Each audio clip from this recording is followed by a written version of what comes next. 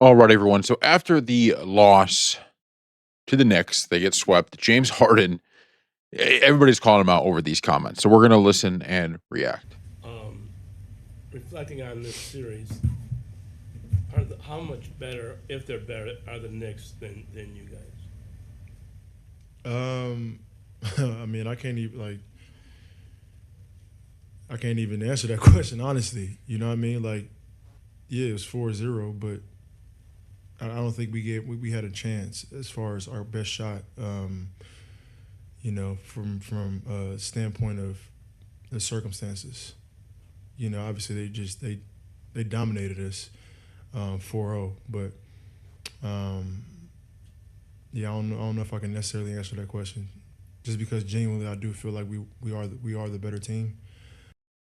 So that's the part right there. We're going to play the 7 seconds that comes after it, but that's the part that's gone viral and people are calling him out for. Now, everybody's saying, "Oh, you got swept," so you can't say that. All of this, and in some way, I get it, right? But my problem is less with the comment he made. I think when you look down the starting lineups, right, the idea that the Knicks, talent wise, were sweep better than the Cavs, I don't agree with. Right? You look at the Cavs, especially that starting lineup, and a few of these bench guys. They're a very talented team.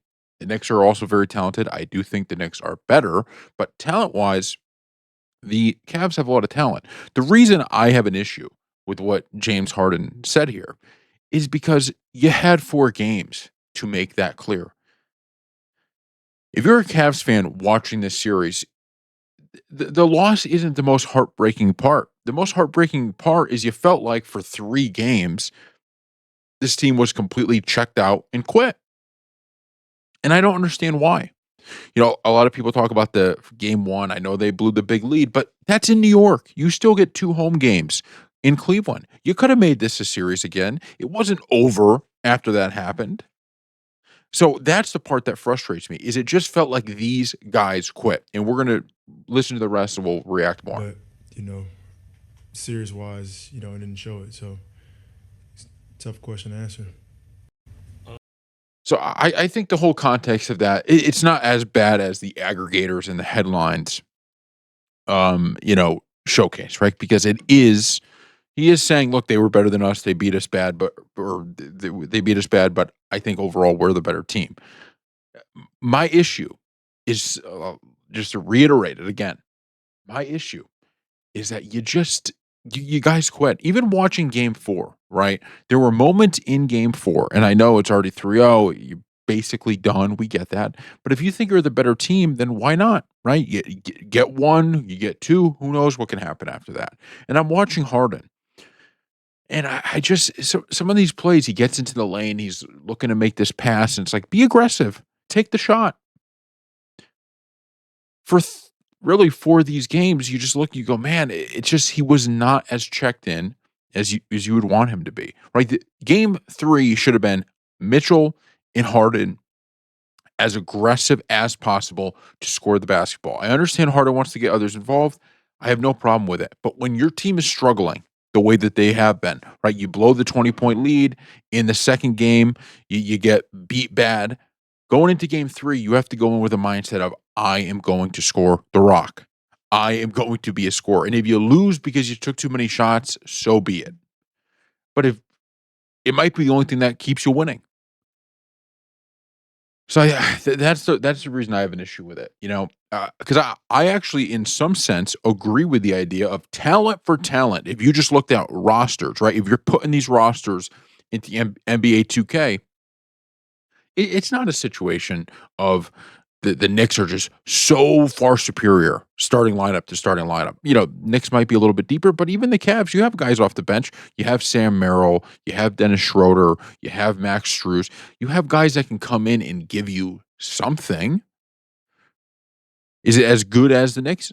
No, but still, you have guys. Look at the starting lineup. You have Donovan Mitchell, James Harden, although it's an older James Harden, right? And then you have Jared Allen and Evan Mobley. Is that as good as Brunson and Mikal Bridges and Anobi and Carl Anthony Towns? No. But it's a lineup that should be able to contend a little bit, right? They shouldn't get swept. And they shouldn't get swept losing by the margins they lost by. It was 100% effort based, the reason they lost these games. So that's all we got. I just was really disappointed with how the Cavs played this Eastern Conference Finals. You know, you're in the ECF. You found a way in a year of up and down. You make the big trade, you get rid of Garland and bring in Harden. All of this in that season, you find your way into the ECF, right? And this was a year that the East was a lot weaker. This is your chance to punch your ticket to the finals.